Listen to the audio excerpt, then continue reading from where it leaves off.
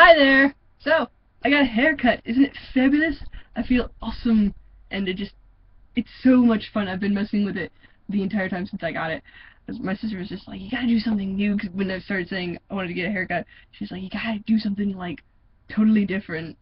And I was just, I can't stop playing with it, so if that annoys you, oh well. But it's just so much fun to play with, I can't help myself. Also, I wanted to make a video because the other day I watched the Legend of Korra Season 2 premiere, and I was a big, humongous fan of the original series. I love it to death, and after watching the premiere, I really wanted just to watch the whole show. I mean, I have mixed feelings about the Legend of Korra. I mean, believe me, I was one of those people that was extremely, extremely excited for it. I mean, I loved The Last Airbender so much, and then I was like, oh my gosh, we're gonna get another Avatar, and it's a girl! Woo! Woo! You know what I'm saying? And then the first season was kinda, yeah, you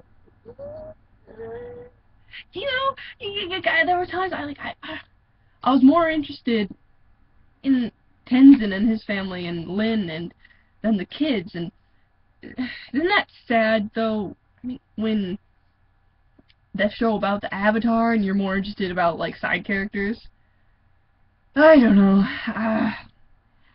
That's kind of what the premiere was like for me, because I really didn't care for Mako and Korra getting together in the end. Like, I'm just neutral about it. Like, not crazy about it, but I'm not like, I don't hate it. And I can admit they were being pretty cute occasionally, but sometimes I was just like, what is going on? It feels like it's just really forced, and I don't know the characters enough to know how much they care about each other. I mean, it's just, everything felt so rushed. I kind of wish with the first season that they just would have left us left us wanting more at the end of the first season instead of just rushing to get this happy ending. I mean, we barely know anything. I mean, I wanted to get to know the characters a little bit better before we start, like, shipping.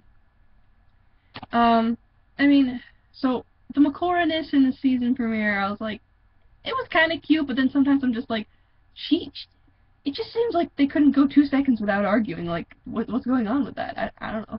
Do you know? Like, what? And then everybody's complaining about Bolin being made the comic relief guy. Like, come on, there's gotta be some more to that than just him being funny. Is there anything else? Like, can't we have something? Anything? No? And I don't like the fact that we barely saw Asami. Like, what I was kind of hoping for Season 2 was that we were going to see Korra and the rest of the gang trying to, like, fix relationships between benders and non-benders, and I thought they were going to travel around giving, like, giving benders who lost their bending, giving it back to them and, like, kind of work. Like, wouldn't that have been so cool, them just traveling from place to place? I mean, Korra really does sometimes feel like a half-baked Avatar, because my big problem with the way that she acts, like, I can understand she's frustrated because everyone's telling her what to do, and she really doesn't have any experience in the world until recently. And she's really just making a lot of rash decisions, and she's very stubborn and just not listening to the guidance of other people because she's just sick of hearing it. And I get that. But I don't know, she really have to be so rude about it? I don't know, but I mean, see, the reason I say she's kind of a half-baked Avatar is because of the fact that she hasn't, the Avatar's supposed to be the bridge between our world and the spirit world, and she's supposed to have, like, I forgot which Avatar it was, when Aang was talking to, the airbending woman. I can't remember her name at this moment, but Aang was talking to her spirit, and he asked her, like, how come the Avatar isn't, like, an all-powerful spirit that just never dies? And she said something along the lines of, the Avatar is a human spirit, is made into a human person.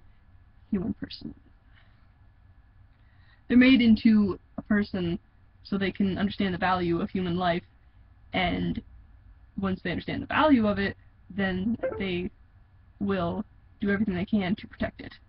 So I just feel like Korra hasn't really been able to make friends with people her own age, because it seems like she's been locked up in the compound all the time and she just doesn't have good relationships with people. I wish they would have handled that a bit better, but I mean, what are you gonna do? I mean, and I'm also kind of mad about the stuff with Bumi and Kaya at the air temple when the lady was like, "Oh, are you guys airbenders too?"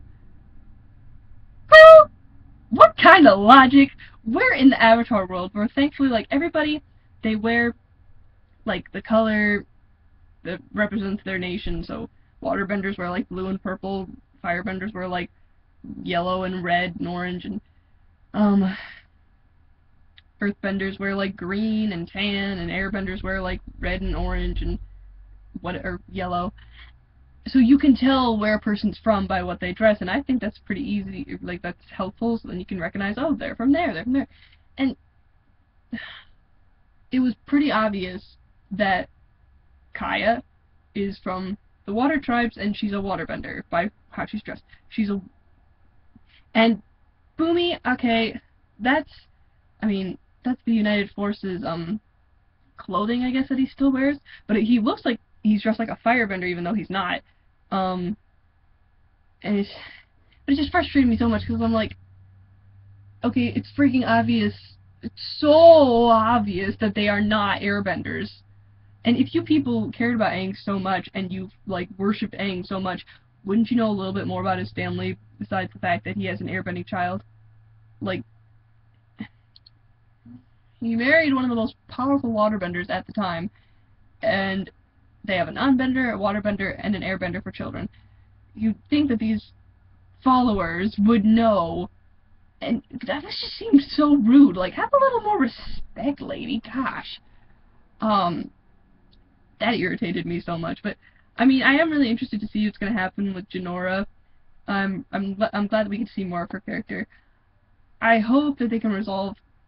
I hope Korra learns how to, like, listen and not be so rash about a lot of stuff, and I hope they play up Bolin's character a little bit more this season. And I hope we see more of Asami. I mean, I did enjoy the animation and the music and learning stuff about Korra's family. And everyone's saying, like, yeah, it's pretty obvious that the uncle is the big bad guy. I'm excited to see what they do with the season. Obviously I've got some nitpicks and whatever, we all do, but I'm just really excited for next week's episode, and I think I'm going to try and make reviews every week. So I'll try to do that, and I'll see you soon. Bye.